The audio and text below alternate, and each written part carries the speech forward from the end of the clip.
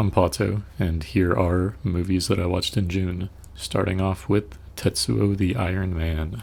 It's a really jarring and unique horror movie in the sense that it's shot in grayscale when it doesn't need to be. It has a ton of practical effects and a really abrasive soundtrack, like really abrasive.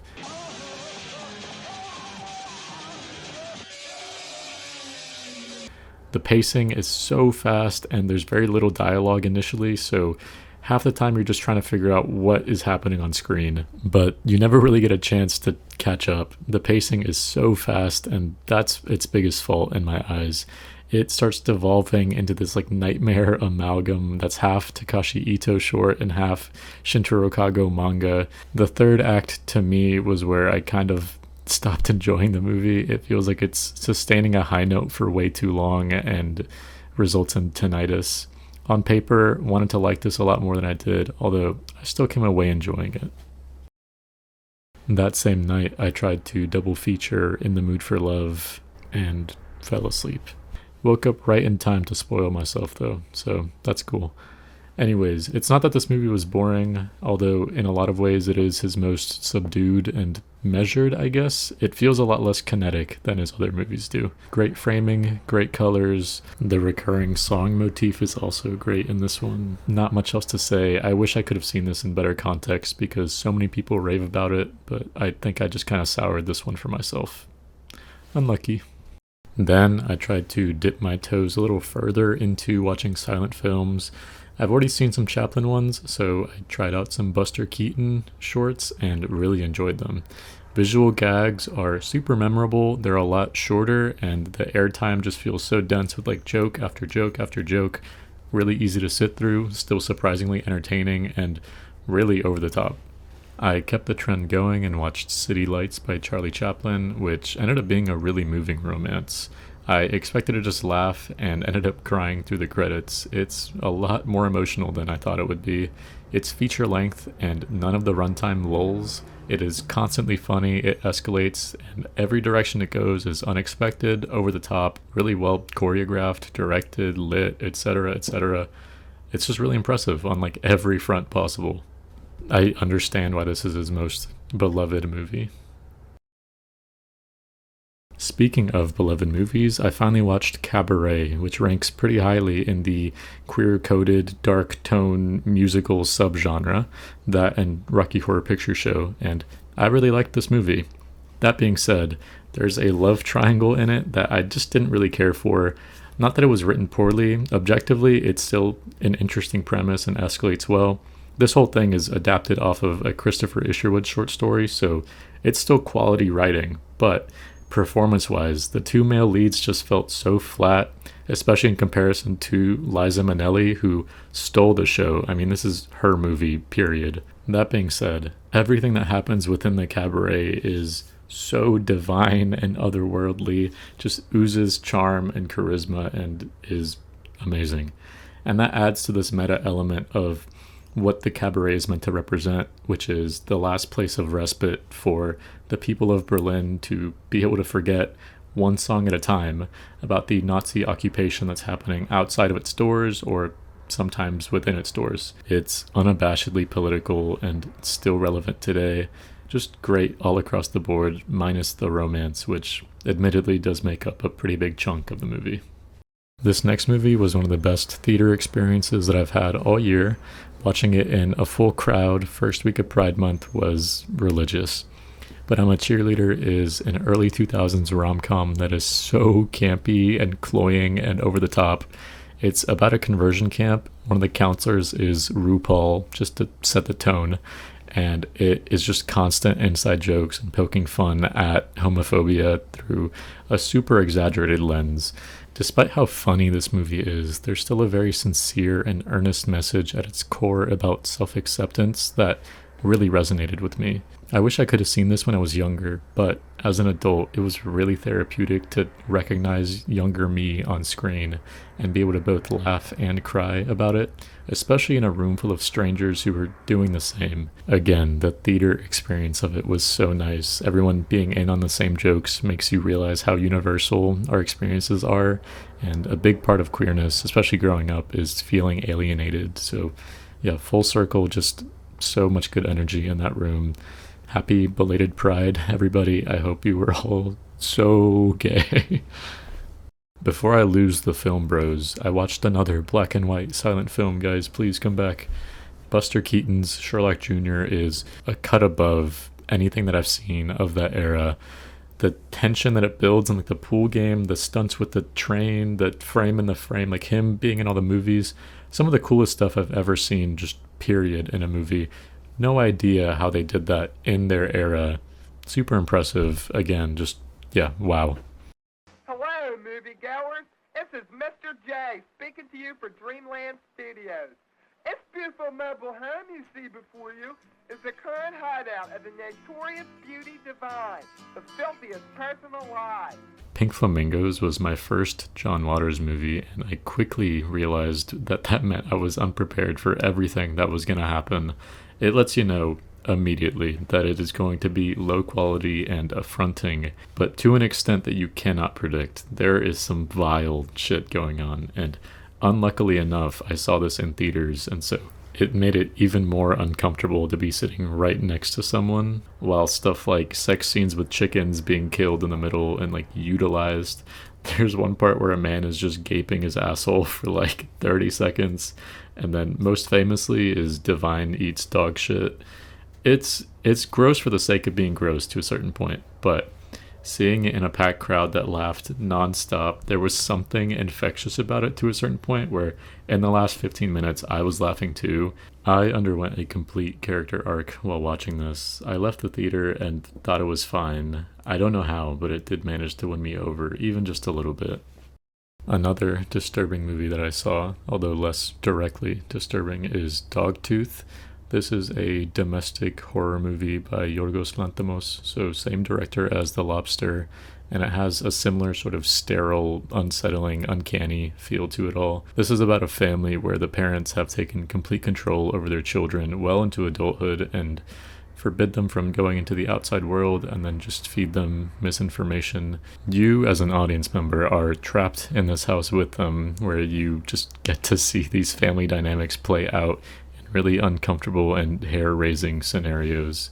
It's really smart how it slowly reveals what the children have been taught, and the ending especially is so good. The more I think about it retrospectively, just good movie. Another disturbing movie, I was kind of on a streak here, but this one does not require any retrospective thinking to realize how good it is. It's Funny Games by Michael Haneke, and in the moment, it forces you to grapple with a lot of difficult themes and ideas. It's a horror movie that never shows anything directly and just lets this mounting dread build in terms of what your expectations are as an audience member and how you are kind of complicit in this home invasion gone awry. It's really unsettling in more ways than one. There's like a 10-minute take that is blood curdling. Like it's also very overtly political, and like that's the point it's trying to make in terms of overconsumption of violence and also forcing you to see the aftermath, which is something that conventionally doesn't normally happen in a horror movie. And yet sitting with the victims directly, seeing their faces constantly is, it's super clever. Really fun to think about as well. Taking a complete 180 back to black and white comedies, I watched Bringing It Baby and hated it. Found none of the jokes funny, super grating dialogue-wise, and just a lot less charming in like every aspect than the other sort of physical slapstick comedies that I'd seen before. Yeah, I just could not get behind the whole motif of the two main characters will never stop talking over each other. It just didn't land for me. Really, really annoying to get through. Another movie I was nonplussed about is Election by Johnny To. I've heard good things. It's like a mafia movie that is more kind of abstractly political and like a social commentary. I fell asleep. Just straight up, I fell asleep. The Piano Teacher is a movie I was underwhelmed by, unfortunately. I loved the source material and had also really enjoyed Funny Games, so same director, loved the book. I was expecting a lot and felt underwhelmed in a lot of aspects, namely the characterization and the internalized thoughts of the characters missing or just being lackluster. A lot of the dialogue is directly from the book, but then I just kept noticing the gaps of surrounding scenes, or the kind of comedic, satirical subtext throughout it all in the book was just not present. And there are some cool directing choices. The framing is great, the lack of score is really creepy, and the performance of Isabel is insane. But high highs, low lows, just wanted more. I don't know. I want to rewatch this eventually once I lose the recency bias of comparing it to the book so strictly, but that opening credit sequence is insane. Like, it's Persona level, where it makes a pit in my stomach. So crazy. But how are you going to make an opening credit scene that good? I won't even get into it. For me, my feelings about this movie just level out in the middle. Really like certain parts, didn't like other parts as much. It's fine. It's okay. And back to the movie theater I go. The rest of these, except for one, are all at the movies, just for context. Okay, so Past Lives, I would always just cover my eyes and like block my ears when the trailer would play at the movies. Happy to see it finally. Really emotional and cathartic. It's mature and meditative, of kind of reflecting on what could have been or what should be in the moment, the weight of your choices, and things just collapsing into one timeline that you, for better or for worse, are stuck in. And the grass is always greener on the other side, etc., etc. I like the ambiguity of it and how it doesn't feel like kitschy or handholdy. It's just honest and really easy to relate to, has a great score, and it has great tone. It takes its time in setting up each scene with just score plus establishing shot, except instead of like natural landscape, it's more like urban city, so kind of like an urban Luca Guadagnino, if that makes any sense. It's good, is my point. The two critiques I have are it forces the foreshadowing, like mirroring thing way too hard, and then the Skype e-dating section is also a little too millennial. Aside from that, this movie is more than what I wanted it to be. It's really good. The new Spider-Man consists mostly of fan service, sensory overload, and very loose multiverse story that I don't know how people are not sick of already. Anyways, animation-wise, amazing, like literally incredible. I thought it was fine, and then nothing that's set up gets resolved, so just docking half a star. It's okay. It's a good trailer for the third movie, if anything. There Will Be Blood is an acting masterclass, one of the best performances I've seen in a long time, and then it's also directed insanely well by PTA. There's some shots in this that I still don't know how he did. It's super crazy. The one aspect that I did feel was weak was the story itself. The themes were just a little too simple to spend 3 hours really hammering in terms of religion and money and greed and hatred and etc. Although, that being said, Daniel Day-Lewis is one of the angriest men I've ever seen in this. The movie was good. A lot of it stands out positively, but as a whole, it's not something I super care about actively.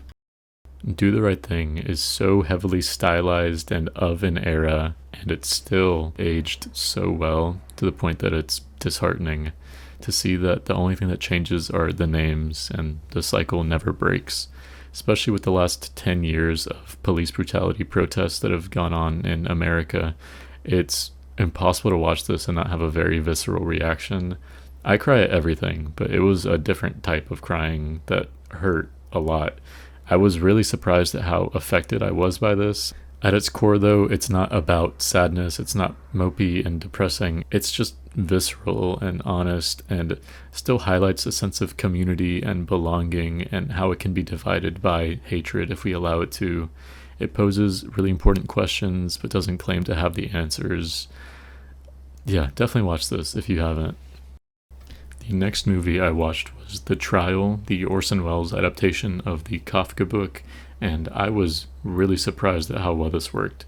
I was apprehensive going in just because of how dense the source material was, but this worked on so many different levels, which is just a testament to how good his direction is. The camera angles are dizzying, every setting feels so off-kilter and unnatural. The situations are absurd, and visually they just work so well to encapsulate the mood of the book. the setting itself, it's like this brutalist architecture, black and white composition. It feels simultaneously claustrophobic and also like infinite, like this labyrinth of filing cabinets. It's oppressive and also hard to wrap your head around. I just really, really enjoyed this on every front. I think adaptation wise, it's damn near perfect. I wish it was longer, but at the same time, I don't think I could stand being in the setting for any longer than I did. I highly recommend it, especially if you've read the book.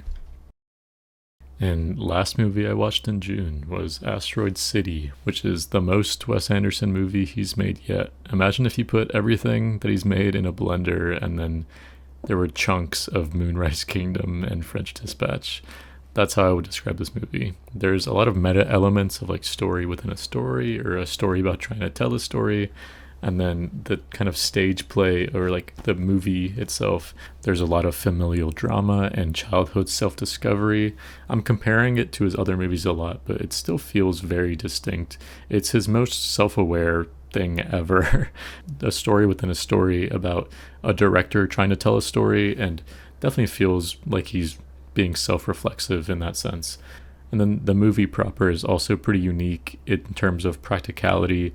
There's a huge emphasis on the camera movements being felt and seen, either like a dolly starting or just these really long takes where blocking is happening off screen, or it's these really wide swings so that you know that the set is physical. It's pretty cool and adds another layer to watching the movie aside from the very visually pleasing style, although that depends on who you are, I guess. I personally like his style. Good movie, I think. If you like his movies, if you like his style, then there's definitely something here for you. If not, probably not your best bet. Okay, and that was everything I watched in June. I'll be back in July to do this again. If you want to keep up with my movie watching until then, here's my Letterboxd. Thanks for watching. Goodbye.